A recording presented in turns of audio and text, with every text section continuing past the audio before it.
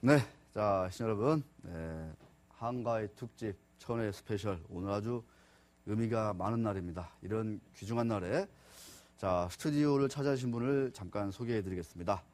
한국거래소에서 네, 말씀드린 대로 파생상품 시장을 총괄 관리 감독 진두지휘하고 있는 이호철 부이사장님을 모셨습니다. 안녕하십니까? 예, 안녕하십니까? 일단 뭐 명절 잘 보내시고요. 예, 예. 덕분에. 하여튼 뭐 이렇게 너무 바쁘신 와중에 예, 귀한 예. 시간 내서 다시 한번 감사드립니다. 예, 예. 좋은 시간 내주셔서 감사합니다. 네.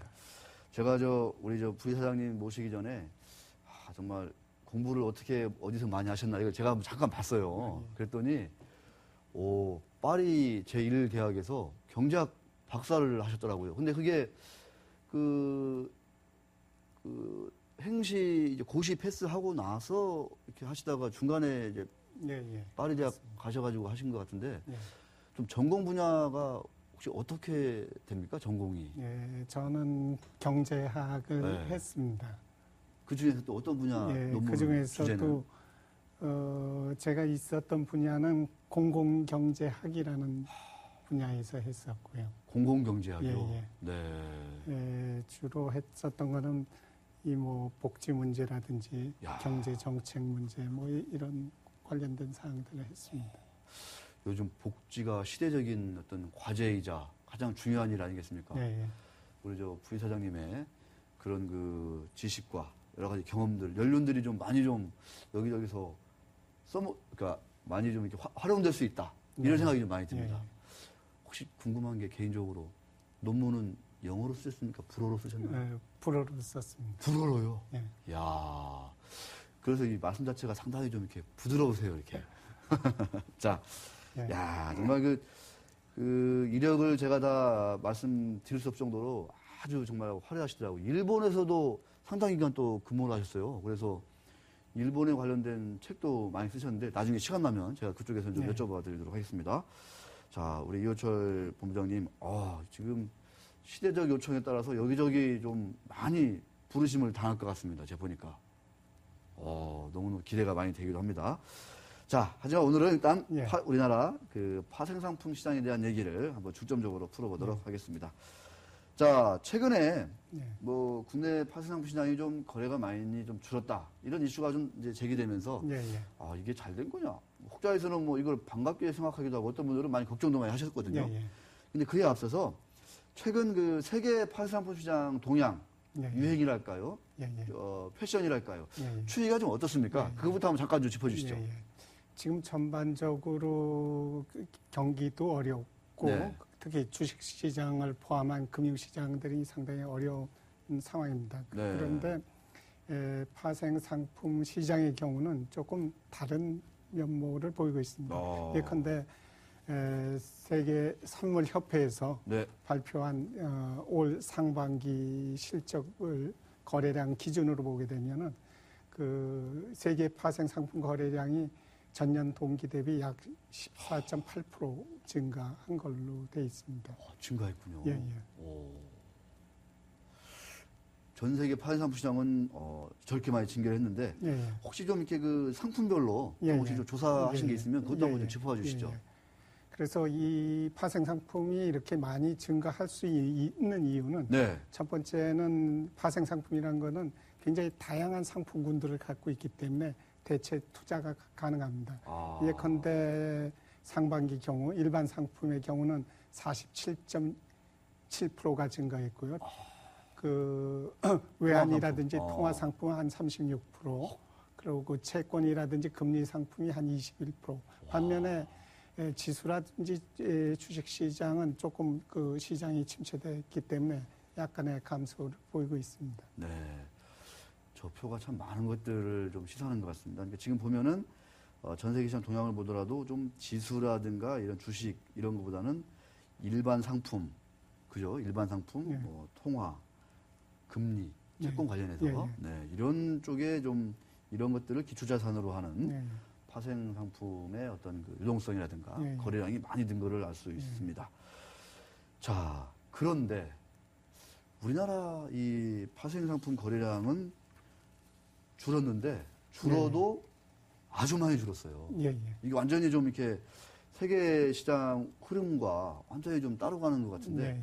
어느 정도 좀 줄었는지 한번 네. 실태를 한번 좀 소개해 주시죠.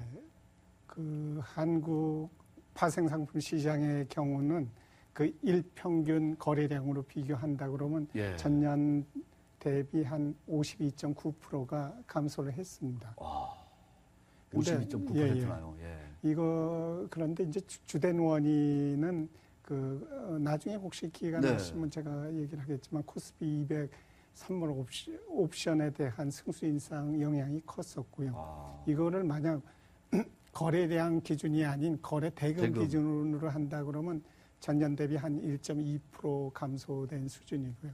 여기서 만약 우리가 얘기한 코스피 200 선물 옵션을 뺀다 그러면 나머지 이 국채 선물이라든지 미달러 선물의 거래는 한국의 경우도 역시 늘어났습니다. 아 그렇습니까? 예. 달러 통화 선물 이런 거는 좀 상당히 좀 늘었다. 예, 예. 국채 선물도 그러면 조금 예, 예. 늘었나요? 많이 늘었습니다. 네, 알겠습니다. 사실 아까 좀 승수 인상 뭐 이런 얘기도 하고 네, 예. 말씀도 하시고 그랬는데 예. 좀 전반적으로 좀 이렇게 우리나라 이 코스피 200 선물 옵션 부진 좀 이유를 한번 짚어보면서 어떻게 무언가가 좀 잘못된 건지 아니면 이게 좀 바람직한 방향으로 간 건지 그런 평가도 한번 좀 내려가 주시죠. 네, 저희 시장이 많이 거래량이 준 거는 우선 지난해 3월 달부터 네. 코스피 200 옵션의 거래 승수가 인상됐기 때문입니다. 그래서 거래 승수라는 건 그 거래 단위인데 그 거래 단위가 10만 원에서 50만 원으로 인상돼 있기 때문에 네. 물리적으로 봐도 거래량이 80%가 줄 수밖에 없는 그런 상황이었습니다. 예. 근데 왜 이렇게 그 당시 승수를 인상했냐면 그 당시 ELW 시장이 과열됐기 때문에 어떤 과도한 투기가 과도하지 않았느냐 네. 이런 우려들이 있었습니다. 그래서 소액 개인 투자자들을 좀 보호하고 이 사람들을 좀 정리한다는 그런 입장에서 네. 승수 인상을 단행했었습니다. 네, 그렇습니다. 자, 기타 세부적인 어떤 제도의 변화라든가 규제의 강화 이런 것들도 영향을 미쳤다 이렇게 분석이 되고 있는데 우리 부이사장님께서 보시기에 이제 그런 파생상품 시장 활성화는 제가 볼 땐 많이 좀 필요하거든요. 시장은 네. 좀 유동성도 많이 네. 활성화되고 예. 이게 좀 만든 건데 거래 자체가 줄면 어떤 시장 참여자들 입장에서는 상당히 좀 부담이 될 수밖에 없는 네. 거 아닌가 이런 생각이 들기도 하거든요. 그래서 예. 활성화 대책 같은 게 혹시 좀 거래소 차원에서라든가 네. 좀 마련되고 있는 건지 예, 예. 이걸 한번 좀 짚어봐 주시죠. 앞서 말씀드린 바와 같이 과도한 투기 억제를 위한 규제 강화가 실시돼 갖고 지금은 상당히 시장이 안정됐다고 볼 수가 있습니다. 그래서 네. 개인 투자가 기관 투자가 외국인 비율들이 상당히 안정된 배분을 네. 보이고 있습니다. 그래서 이제는 시장의 환경이 우리도 굉장히 안정된 상황으로 갔기 때문에 네. 이제는 이제 거래 활성화 쪽으로 방향을 바꿔야 되지 않을까 싶습니다. 네. 그래서 이제 우선 저희가 생각하는 거는 신상품, 신사업 그리고 현재 좀 거래가 부진한 품목에 대해서는 리모델링을 해서 활성화하는 대책이 되겠습니다. 조금 더 대책을 조금 더 구체적으로 좀 말씀해 주실 수 있으세요? 예, 예. 어떻습니까? 예컨대 신상품의 경우는 저희가 내년부터 이제 이미 금시장을 개설하기로 돼 있고요. 네. 탄소도 조만간 하는 것으로 돼 있습니다. 네. 그 밖에도 저희가 변동성 지수라든지 이런 것도 저희가 염두에 두고 있습니다. 네. 뿐만 아니라 리모델링 사업으로서는 저희가 이제 9월 말부터는 달러 옵션을 리모델링해서 지금 현재 달러 선물은 상당수 그렇죠. 시장에서 거래가 되고 있습니다. 그래서 네. 이 달러 옵션을 결제 방식을 이제 투자가들이 용이하게 할 수 있도록 단위도 줄이고 그리고 현금 결제 방식으로 바꾸고 해서 활성화를 시키려고 계획 중입니다. 네. 그러니까 달러 옵션의 결제 방식을 달러라는 실물 인수도 이게 예. 아니라 예, 예. 이제 현금으로 예. 결제만 하면 네, 될 수 있도록 좀 바꾸겠다. 지금 세계적으로 통화 상품이 거래가 상당히 관심이 많아지고 있지 않습니까? 예, 예. 이런 것들이 좀 빨리빨리 좀 마련돼서 우리 국내 투자자들도 해외 투자자들과 함께 좀 이런 예. 통화 파생 상품 시장에 좀 적극적으로 좀 참여해야 되지 않나 이런 생각이 들기도 합니다. 예, 예. 자, 활성화 대책은 좀 여기서 좀 정리하기로 하고 추진 중인 신사업 관해서 잠깐 좀 궁금한 게 있어서 네, 여쭤보겠습니다. 그 석유 전자상거래 시장 이제 개설이 됐는데 성과가 어느 정도 좀 있다 이렇게 이제 보시는 분도 있고 아니다 아직은 좀 그 메이저 정유사들이 좀 참여하는 게 조금 뜨뜻미지근하다. 그래서 실질적으로 이 정착이 됐다고 보기는 어렵다. 뭐 이런 얘기 있는데 이에 대한 좀 우리 저 거래소 입장이라든가 향후 좀 대책 중요 좀 듣고 싶어요. 왜냐면은 이 석유 전자상거래 이런 거는 좀 아무래도 좀 워낙 그 소비자 가격이 높다고 부담이다 이런 얘기들이 많아가지고 사실은 이제 최초에 이제 취지가 이렇게 그렇게 출발한 거 아니겠습니까? 그래서 좀 향후 좀 대책이나 이런 게 있는지 한번 좀 듣고 싶습니다. 예. 그 석유 전자 상거래 시장은 그 작년 3월에 네. 처음 오픈해서 지금 이제 1년 한 3개월쯤 돼 있는데 이 짧은 기간 동안에 경유의 경우는 한 시장 점유율이 한 9.8%, 아, 그래요? 휘발유는 한 4.5%까지 올라와 있습니다. 오. 그래서 저희가 생각했던 시장 점유율 정도는 단시일 내에 도달했다고 볼 수가 있겠습니다. 그래서 이 전자상거래를 통해서 저희가 계산해 보면은 가격의 그 인하 효과는 한 리터당 한 17원에서 한 45원 정도가 되는데 네, 40원까지. 예. 근데 실제 아마 소비자들이 느끼기에는 조금 뭐 부족할지 모르겠습니다. 왜냐하면 매일 그 유가라는 건 그러니까 계속 변동을 하기 움직이니까, 때문에 높았다 떨어졌다 합니다. 네. 40원까지 절감이 가능하다. 네, 그렇습니다. 국내 정유사들이 좀 이제 본격적으로 참여를 하고 있나요? 아니면 더 참여를 할 그런 계획이 있나요? 어떻습니까? 예. 그래서 지금 저희 정유 시장이라는 거는 그 4대 메이저 정유사들이 뭐 시장의 한 90% 이상을 점유하고 있기 때문에 그동안 조금 참여가 저조했던 점은 있었는데 지난 7월부터는 이제 정유사들이 본격적으로 참여를 하고 있습니다. 그래서 이제 그 문제는 상당 부분이 해소가 돼서 아마 수입사들하고 이 정유사들 간의 그 경쟁이 이루어지지 않을까 생각이 듭니다. 네, 알겠습니다. 자, 우리 또 시청자분들 관심 많은 이제 금 현물 거래소. 자, 얼마 전에 이제 보도가 많이 이제 되긴 됐거든요. 그래서 이제 금 이 현물 거래소가 이제 곧 이제 출범을 한다. 뭐 이런 얘기 있는데 어떤 시장이 언제쯤 좀 이렇게 개설이 되는 건지 그에 대한 설명을 잠깐 좀 한번 들려주시죠. 예. 그 지난달에 정부가 금 네. 거래소를 만들겠다고 발표를 해서 저희는 지금부터 준비를 해서 내년 상반기에는 금 시장을 오픈할 예정에 있습니다. 내년 상반기군요, 그러니까. 예. 차질 없이 좀 제때 좀 개설이 될 수 있다 이렇게 좀 보시나요? 예. 네. 뭐 저희 준비에는 별 문제는 없을 것 같고요. 네. 이제 아마 금 현물 거래소가 오픈하게 되면은 네. 굉장히 금도 주식처럼 그러니까요. 자유롭게 거래될 수 있기 때문에 네. 상당히 시장에 던지는 의미는 있다고 생각이 듭니다. 금 거래 관련해서는 좀 이제 약간 그 거래 자체가 이렇게 좀그 영수증 없이 이루어진다. 뭐 이런 얘기들을 우리가 많이 듣지 않습니까? 이제 그러면 좀 이제 상당히 좀 투명해질 수 있다? 이렇게 좀 봐도 되나요? 예. 그 투명해지는 것뿐만 아니라 이제는 저희가 금에 대한 그 품질을 보증을 하게 됩니다. 그러니까 고품질의 양질의 금을 KRX라는 그 인증 마크를 붙인 금을 또 하나는 굉장히 투명한 가격에서 언제든지 거래할 수 있다는 점이 장점이 되겠습니다.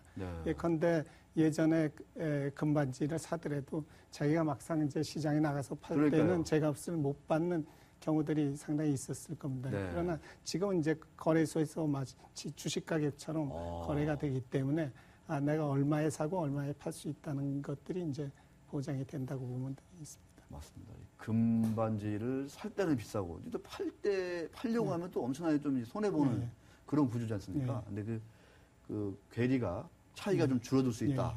예. 이렇게 좀 말씀을 해주고 계십니다. 야, 거래소에서 좋은 일을 상당히 많이 하는군요. 예. 예, 참 이런 금거래소 상당히 좀 필요하지 않나 이런 생각 듭니다. 물론 이제 나중에 이제 개설돼가지고 또 하다 보면 여러 가지 또 시행착오도 겪을 수밖에 없다 이런 생각 드는데, 네, 그거는 뭐 그때그때 다 하면 될 것 같습니다. 또 하나 이제 관심이 좀 집중이 되는 게 탄소 배출권 거래소예요, 이게.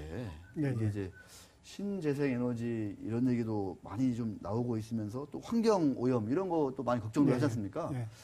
탄소 거래소 이거는 좀 탄소 배출권 이제 네. 어떻게 좀 준비가 되고 있나요? 예. 그 탄소 배출권 거래법이 지난해 입법화가 끝났습니다. 그래서 이제 주무관청이 환경부에서 네. 그 9월 말까지 그 심사 기준을 고시할 예정이고요. 10월 달 되면은 그 희망 기간을 신청할 예정입니다. 그래서 신청을 받게 되면 저희 거래소도 신청을 할 예정이고요. 그래서 적어도 금년 말에는 탄소 배출권 거래소가 지정이 될 겁니다. 그럼 지정이 되게 되면 한 2, 3년 정도의 저희가 준비 테스트 기간을 거친 다음에 2015년부터는 본격적으로 시장을 가동할 예정에 있습니다. 2015년요. 예. 2014년에는 금거래소, 2015년에는 탄소 배출권 거래소. 새로운 시장이 네. 많이 열리고 있다. 이렇게 좀 볼 수 있을 것 같습니다. 자, 이제 조금 이제 깊이 들어가서 이건 좀 우리 투자하시는 분들, 특히 이제 파생시장에서 많이 좀 전문적으로 투자하시는 분들한테 조금 이제 그 관심 있는 이슈일 것 같긴 한데, 네. 최근에 이제 외국인들이 이제 뭐 현물 시장뿐만 아니라 이 파생 시장의 점유율이 상당히 높지 않습니까? 예, 예. 근데 이제 외국인들은 이제 시스템 매매라고 해가지고 워낙 이쪽에서 이제 오랫동안 매매하다 보니까 최근에 이제 뭐 고빈도 뭐 알고리즘 거래라든가 뭐 고주파 거래라든가 이게 사실 뭐 고빈도 예, 거래인데 예. 이런 것들 때문에 시장이 교란되고 워낙 좀 시장 장악력이 더 커지고 있다. 외국인들이. 예, 예.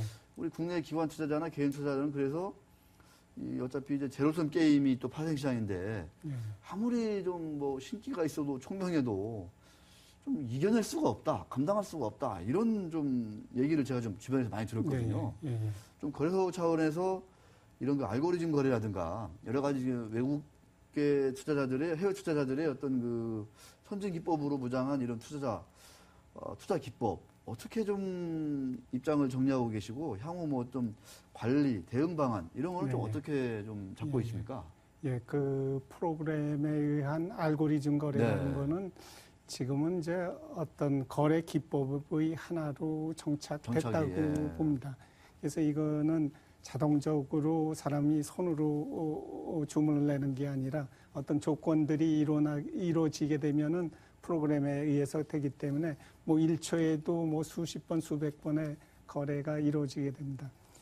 그런데 이제 이 알고리즘 거래가 이제 경우에 따라서 상당히 긍정적인 면도 있는데 반면에 이제 문제를 네. 일으키는 경우가 있습니다. 그래서 그러니까요. 그 문제점이라는 건 첫 번째는 그 만약 전산 착오가 생겼을 때는 그 짧은 시간 내에 엄청난 손실을 볼 수 있는 그런 문제가 있습니다. 두 번째는 이 프로그램 거래하게 되면은 굉장히 그 1초 사이에도 수십 번의 거래가 이루어지기 때문에 그 전산의 과부하가 발생할 가능성이 있습니다. 이렇게 되면은 건전하게 자기가 투자하고 싶은 거래자들이 투자할 기회를 잃게 되는 그러한 두 가지 문제점들이 있습니다. 이 때문에 이제 저희 거래소도 지난번에 그 알고리즘 거래에 대한 종합 대책을 마련해서 네. 곧 실시할 예정에 있습니다. 네, 그렇습니다. 참 그 매매 기법이 엄청나게 복잡해지고 첨단화되고 있습니다. 네. 그죠? 우리 국내 투자자들도 그런 것들을 빨리빨리 좀 공부도 하고 해서 네. 많이 또 새로운 기법도 만들어내고 해야 될 텐데 지금으로 보면 운용시장의 어떤 그 발전이랄까 이런 것들이 참 너무 더디다 이렇게 걱정이 되지 않을 수 없습니다. 또 하나 이제 관심이 있는 게 특히 투자자들 이 정부 차원에서 파생상품 거래세를 좀 도입하겠다 이렇게 지금 계속 얘기가 나오고 예, 있습니다. 이게 지금 입법 추진을 하려고 이제 좀 정부 입장에서 계속 이거를 좀 꺾지 않고 있는데 이 금융투자업계에서는 뭐 그러면 정말 우리 시장이 죽는다 이렇게 생각을 하고 좀 반발이 적지 않습니다. 그런데 이제 정부나 이 국회, 특히 국회에서도 이게 필요하다 이렇게 보는 것 같고 좀 이에 대한 어떤 그 우리 저 부회사장 개인적인 견해도 좋고 이 거래소 도입되면 좀 거래가 많이 준다는데 실제로 좀 어떻게 좀 예상을 하시고 계시고 걱정도 많이 하고 계실 텐데 어떻습니까? 좀 들려주시죠. 예, 뭐 수입이 있는 곳에 세금이 있다는 거는 뭐 저희도 그거는 부인하지는 않는데요. 단지 정부가 추진하고 있는 거래세의 경우는 크게 두 가지 문제가 있습니다. 하나는 그 거래세 형태라는 것이 좀 국제적인 정합성에 맞지 않는다는 그런 문제가 있습니다. 그래서 대만이라든지 인도 뭐 이런 나라 정도가 하고 있고요. 나머지 미국이라든지 일본 대부분의 나라에서는 그거보다는 자본 이득에 대한 네. 과세 형태로 부과를 하고 있습니다. 두 번째 문제는 이 현물하고 선물하고는 상당히 밀접한 관계가 있습니다. 그래서 파생 상품에다 거래세를 매기게 되면은 그 파생 상품의 그 거래량이 주는 것은 분명합니다. 근데 파생 상품의 거래량이 줄게 되면은 그것이 현물에도 영향을 미쳐서 주식 시장의 거래량도 같이 줄게 됩니다. 그래서 이 선물 시장에서 다소의 그 세수를 확보한다고 해도 또 이 주식 시장에서 줄어드는 세금을 생각하면은 과연 정부가 의도하는 만큼의 세금을 거둘 수 있는지 하는 거는 상당히 의문이 듭니다. 네.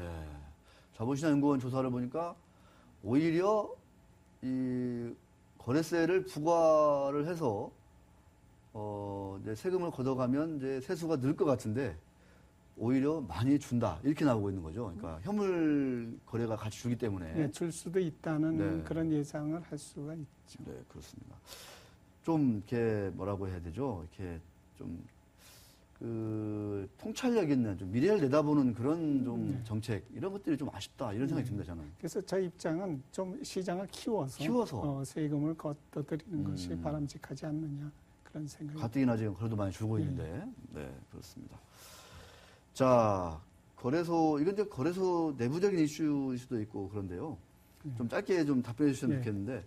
지금 거래소 보면 해외 거래소는 막 그 합종 연행이라고 해가지고 M&A도 많고 뭐 국경을 초월해서 제휴도 많이 하고 그런데 우리 거래소 같은 거 보면은 이제 동남아 시장에 좀 시스템을 좀 뭐 수출을 한 거는 좀 뭐 성과로 인정할 수 있겠는데 거래소 대 거래소 차원에서 뭔가 좀 통 크게 좀 등치를 키운다든가 같이 좀 제휴를 해보자 이렇게 하는 거 움직임 별로 없어요. 좀 이 관련해서 좀 뭔가 좀 변화가 있습니까? 지금 뭐 거래소의 대전이 벌어졌다 뭐 이런 표현도 전쟁이죠, 쓰고 있는데 전쟁. 이제 저희 경우는 그 전략이 우선은 그 선진 거래소 예컨대 미국의 CM이라든지 유럽의 유렉스라든지 이런 빅 거래소들하고는 서로 이렇게 상품을 연계해 갖고 하고 있습니다. 그래서 지금 현재도 저희가 미국에는 코스피 200 선물을 올려놓고요. 그 유럽 거래소에는 코스피 200 옵션을 올려놔서 실제 우리 상품이 세계 거래소를 통해서 24시간 거래되는 이런 체제를 갖고 있습니다. 또 반면에 그 개도국에 있는 거래소에 대해서는 저희가 라오스라든지 캄보디아 같은 데다 직접 저희가 투자를 해서 그 거래소들을 키우고 또 중간에 저희랑 또 경쟁 상대가 될 수 있는 뭐 싱가포르 거래소라든지 중국 거래소, 일본 거래소랑은 서로 이렇게 업무 연계 협약을 맺어서 서로 상호 교류하는 그런 체계를 갖추고 있습니다. 네, 알겠습니다. 자, 마지막으로 좀 짧게 우리 저 거래소 파생상품 시장본부의 어떤 중장기 비전 짧게 좀 한번 들려주시죠. 그 앞서 말씀드린 거와 같이 저희가 이제 단기적으로는 신상품, 신사업으로서 이 파생상품 시장의 분위기를 이제 바꿔보려고 하고요. 조금 이제 중장기적으로는 지금 이제 장외 파생 상품이 이 장내화되는 그런 경향을 보이고 있습니다. 그래서 이러한 것을 위해서 우선 저희가 지난주에 했었던 것이 장외 파생 상품의 청산 거래소를 설립하는 그 작업을 했습니다. 그래서 이 작업들이 앞으로 큰 캐시카우가 되지 않을까 생각이 듭니다. 네. 우리 부이사장님 너무너무 할 일이 많으신 것 같습니다. 자, 그래도 추석 연휴 때는 좀 마음 푹 놓고 좀 쉬었으면 좋겠습니다. 예, 예. 네, 행복한 한가위 보내십시오. 고맙습니다, 오늘 방송. 예, 예, 감사합니다.